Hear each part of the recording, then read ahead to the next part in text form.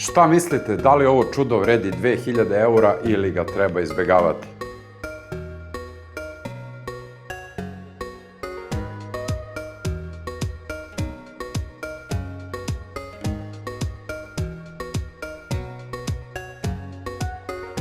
Svi smo čekali trenutak kada će savitljivi telefoni prestati da budu skupoceni eksperiment i postati uređaji bez kompromisa, a lako dostupni široj publici. Samsung Galaxy Z Fold 7 je tu, ali nije samo pitanje šta je novo, već da li je Samsung ispravio sve one nedostatke koji su nas nervirali godinama unazad.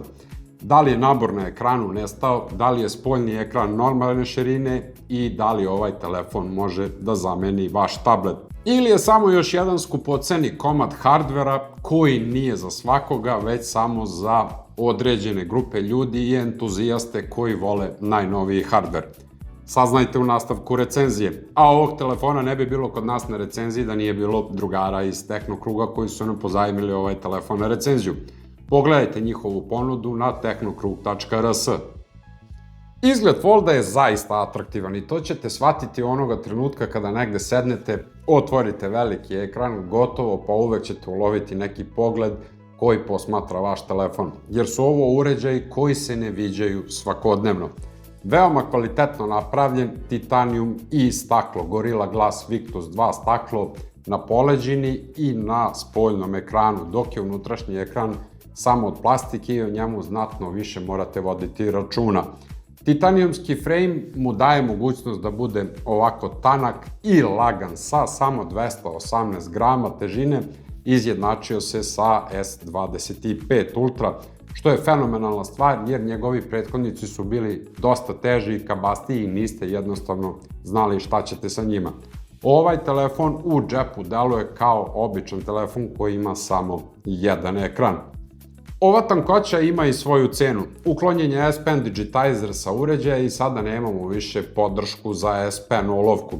Druga lošija stvar koja nije lepa za videti je nabor na sredini uređaja. Svi oni koji kažu da posle određenog vremena to prestanete da vidite, po meni jednostavno lažu jer se ovaj nabor uvek primećuje. Iz mog iskustva mogu vam reći da se ovaj nabor jedino manje primećuje na beloj pozadini, ali ćete onda imati problem sa kraćim trajanjem baterije jer OLED ekrani više troše struje na beloj pozadini. Ekrani su odličnog kvaliteta i spoljni i unutrašnji ekran je Dynamic OLED tipa sa 120 Hz osveženjem i 2600 nica osvetljenja, što će reći da nećete imati problema u jakim svetlosnim uslovima da bilo šta pročitate ili da na dnevnom svetlu morate da tražite zaklon da biste nešto pogledali na telefonu. A da bi ovaj ekran bio fleksibilan i mogao da stoji u svim pozicijama, zadužena je šarka koja je ugrađena na telefon. U principu i najbitniji konstrukcijski deo. Samsung svake godine dorađuje pomalo ovu šarku, tako da ovogodišnji model ima šarku koja je napravljena od dve vrste metala. Unutrašnji delovi šarke su od titanijuma, a spoljašnji delovi šarke od aluminijuma, što mu daje neophodnu čvrstinu i mogućnost da bude ovako tanak. I stvarno u svakodnevnom radu šarka je vrlo precizna, u kom god položaju da ostavite ekran, on će tako stojati bez mogućnosti da se otvori ili zatvori sam. Jedna od lošijih karakteristika ovog dizajna je sam kamera sistem. Vizualno sa ovim ostrvom deluje veoma atraktivno, ali je funkcionalnost telefona narušena. Zbog ovog ostrva telefon se veoma klacka na ravnoj površini i nećete moći da ga koristite dok stoji na stolu. Gotovo pa uvek morat ćete telefon da držite u jednu ili obe ruke, sve zavisi u kom je modu, da li je sklopljen ili rasklopljen. Za zaštitu uređaja zadužen je Face ID koji po meni nije za preporuku na ovakvim uređajima koji nemaju napredne sisteme za detekciju lica poput iPhone-a. Ovi koji koriste standardnu selfie kameru nisu za preporuku. Po meni, mnogo korisnija stvar je otisak prsta koji je integrisan u bočno dugme za paljenje uređaja. Vrlo brz i precizan i ergonomski na odličnom mestu, nećete imati problema sa ovim Touch ID-om da kažemo. Jedina mala problematika može biti kod onih korisnika koji su levoruki, morat će malo da se snalaze sa ovim telefonom. A da bi vizualni efekt bio potpun, brinu se i stereo zvučnici koji daju odličan zvuk na ovom telefonu. Ako nemate S25 Ultra, da uporedite zvuk sa ova dva telefona, rekli biste vrlo verovatno da je ovo odličan zvuk, ali u poređenju sa Ultrom dosta lošiji. Ja bih rekao da čak i za 50% slabiji zvuk u odnosu na Ultru. Fali mu malo više niskih tonova i malo jači zvuk.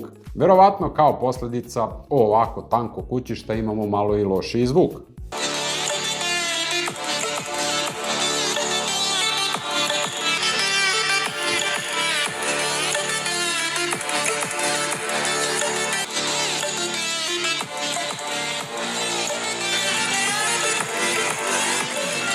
Sa dizajna prelazimo na kamera sistem. Zbirno imamo 5 kamera, drastično se razlikuju u odnosu na S25 Ultra.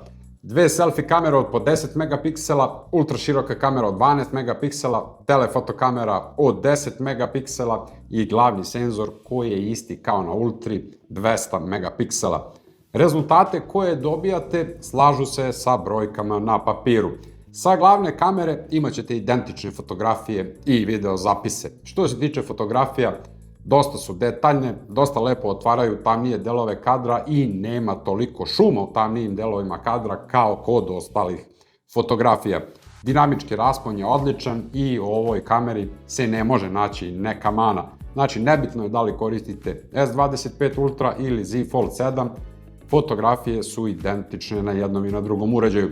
Video zapisi takođe dosta dobrog kvaliteta, 4K pri 60 frame-ova u sekundi. Imaju mogućnost snimanja i 4K u 120 frame-ova po sekundi, ali to i nije toliko bitno jer veoma mali broj ljudi koristi snimanje u 120 frame-ova po sekundi. Sve je brzo, glatko i fluidno, nećete primetiti nikakva zastajkivanja u toku video snimanja i ono što je najbitnije, stabilizacija radi odličan posao. Video zapisi vrlo visokog kvaliteta, sa dosta dobrim prikazom boja, što su meni u principu i najviše sviđa, jer Samsung tu po meni najbolje balansira između onog realnog prikaza i onog nekog napucanog prikaza. Samsung je tu negde u sredini. Daje malo atraktivnosti, ali ima i realan prikaz. Sa ostatkom kamera i njihovim mogućnostima uglavnom ćete biti zadovoljni. Najveće razlike u odnosu na 25 Ultra ćemo primetiti kod telefoto kamere. Žargonski rečeno, ultra šije fold kada je u pitanju telefoto kamera. Mnogo bolje, detaljnije fotografije i bolji video zapisi sa ovog kamera senzora.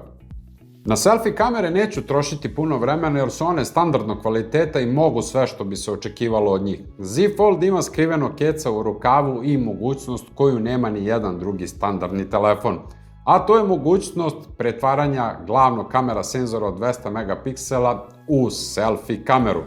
Jednostavno okrenete telefon ka sebi, aktivirate spoljni ekran i imate fenomenalnu selfie kameru kojoj ne može da priđe ni jedan standardni telefon. Fotografije i video zapisi su odlični, šta drugo. A da bi Z Fold bio performantni komad hardvera, zadužen je Snapdragon 8 Elite chipset, izrađen u 3 nanometarskom proizvodnom procesu, uparen sa 12 GB radne memorije, LPDDR5X memorija, 256 ili 512 GB skladišnog prostora. Po meni bolje je ići na 512 jer je 256 GB malo za ovaj telefon. O ovom chipsetu ne treba puno pričati, najbolji chipset za 2025. godinu, sve priče su već ispričane, nasledio ga je 8 Elite Gen 5 procesor koji dolazi sa 26 serijom, vidjet ćemo kakvi će njegovi biti rezultati kod Samsunga jer je on uvek malo optimizovaniji kod Samsunga nego kod drugih Android telefona. Što se tiče rada na ovom telefonu, sve je brzo, glatko i fluidno. Šta god vi njemu zadate, nebitno da li su to video igre, video editovanje ili nešto treće što vama padne na pamet, on će to veoma brzo uraditi. Dokaz da je Samsung odlično optimizovao ovaj chipset je baterija koja je ugrađena na ovaj telefon. Samo 4400 mAh na ovoliki uređaj sa dva ekrana. U danima kada testiram telefon, praktikujem da ga napunim na 100% i onda pokrenem Wild Drive Stress Test testiranje, Geekbench 6 testiranje i nakon toga 2 časa YouTube reprodukcije. Posle takvog testiranja na uređaju je ostalo 77% baterije. Za poređenje i kao dokaz da je ovo odlično urađen posao od strane Samsunga je Xiaomi 15T, koji ima 5500 mAh bateriju i naprednu novu silicijum-karbonsku tehnologiju koja uopšte nije napredna. Posle identičnog testiranja imamo identičan rezultat, 77% baterije je preostalo. Kako sad to? Sa takvim hardverom da Samsung ima bolje trajanje baterije od Xiaomia. Nije to samo u hardveru, već ima nešto i do softvera i njegove optimizacije. Jedina zamerka na račun ove baterije ide na brzinu njenog punjenja, samo 25 W. Treba će vam skoro sat i po vremena da napunite ovaj telefon, što i nije za neku pohvalu, ali generalno telefon možete puniti noću, uključite osnovnu zaštitu baterije, telefon puni do 80% bateriju, nakon toga prekida punjenje i na osnovu toga kada ujutru ustajete, predvidi to i napuni bateriju do 100%, tako ćete joj produžiti vek trajanja. I za kraj priča o Z Foldu, operativni sistem koji pokreće ovaj telefon. Jer kada otvorite Fold, ne otvarate samo veliki ekran, već otvarate potpuno drugačiji način korišćenja mobilnog telefona. U osnovi Android 16 presvučen One UI-om 8.0, koji je prilagođen za rad na velikom ekranu Z Folda. Multitasking je nešto što odvaja Fold od ostalih Android telefona. Vrlo lako na ovom velikom ekranu možete koristiti 2 ili 3 aplikacije. Uz to imate i dock bar na dnu ekrana iz koga možete izvući aplikaciju i promeniti raspored korišćenja. Sve to možete snimiti u Edge panelu i onda jednim dodirom dobijete potpuno identičan raspored. Vrlo lako se i pokreće multitasking povlačenjem sa 2 prsta sa strane, dobijate uspravni multitasking, povlačenjem sa 2 prsta sa dna ekrana dobijate vodoravni multitasking. Sve zavisi šta je vama potrebno. Još jedna od većih prednosti Z Folda je video editing. Ja se zlopatim sa ovim CapCutom na Ultri, dok je to na Foldu skroz drugačija dimenzija korišćenja CapCuta. Napravi se drugačiji raspored, kada zakačite tastaturu, produktivnost je mnogo bolja i mnogo lakše se radi video editing na ovom telefonu. Uz fenomenalne multitasking mogućnosti, tu je i standardan set AI mogućnosti, ali one na našem području nisu od velike koristi jer ne podržavaju naše balkanske jezike. Uglavnom će se svesti na to da obrađujete fotografije, uklanjate predmete, docrtavate predmete ili u video editoru uklanjate pozadinsku buku uz pomoć AI-a. Ako dobro baratate sa engleskim jezikom, ove mogućnosti će vam biti od velike koristi. Jedina mana ovog softvera je malo lošija optimizacija aplikacija koje nisu napravljene od strane Samsunga. Aplikacije poput Instagrama, Facebooka, Messengera, YouTubea nisu optimizovane lepo za ovaj unutrašnji ekran i deluju blago zoomirano, uvećano, što dovodi do toga da mogu da odseku neke delove slike ili teksta. Tek kada otvorite fotografiju, ona se otvori u nekom regularnom modu i vidite tu fotografiju u celosti. Sa YouTubeom je takođe problem jer ne koristi uopšte ekran kako bi trebalo, nebitno da li je telefon u uspravnom ili landscape modu, slika je manje više identična. Ono što je još gore, ta slika je neznatno veća od slike na YouTubeu koja je na Ultri kada je u landscape modu. Znači, nema neke velike koristi od ovog ekrana što se tiče YouTubea i gledanja na YouTubeu. Na kraju dana i ove naše današnje recenzije, Samsung Galaxy Z Fold 7 je telefon koji se ne takmiči više sa drugim telefonima, već sa vašim navikama. Šta dobijate sa ovim telefonom? Neverovatno dobro ispoliran softver, najbolji ekran ili najbolje ekrane na tržištu i uređaj koji je dovoljno tanak da nemate više osjećaj da imate ciglu u džepu koja će vam svakog trenutka spustiti pantalone. Sa druge strane, šta gubite sa ovim uređajem? Gubite podršku za S Pen olovku ako vam je to bilo bitno i nemate neki osjećaj da ste promenili model ako ste prešli sa Folda 6 na Fold 7. Ovo je bukvalno samo blaga evolucija i kozmetičko doterivanje prethodnog modela. Moje mišljenje je da ovaj uređaj treba isključivo kupovati ako ste korisnik Folda 3, 4, pa i 5 ili ako ulazite prvi put u svet Foldova, Fold 7 je sigurna kupovina. Ako ste već korisnici Folda 6, nećete imati nikakve razloge da prelazite na Fold 7 jer su manje više pa identični uređaji.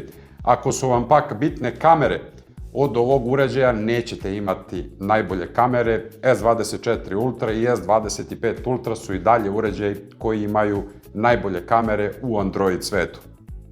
Fold 7 je trenutno najbolji all-rounder telefon u svetu savitljivih telefona. Konkurencija iz Kine mu opasno diše za vratom po pitanju hardvera. Samsung je pokušao ove godine da se iščupa na softver i AI mogućnosti. Da li je to vama dovoljno? Pišite mi u komentarima šta mislite o izbacivanju S Pen olovke i da li je to neki deal breaker ili vam to nije bitno. Ako vam je ovaj video pomogao u odabiru mobilnog telefona, lupite taj like i zapratite SZ Mobile kako biste pomogli u radu i razvoju ovog kanala, jer nas u 2026. godini očekuje još dosta ovakvih recenzija. Hvala vam na gledanju i pozdrav do sljedećeg videa. Ćao!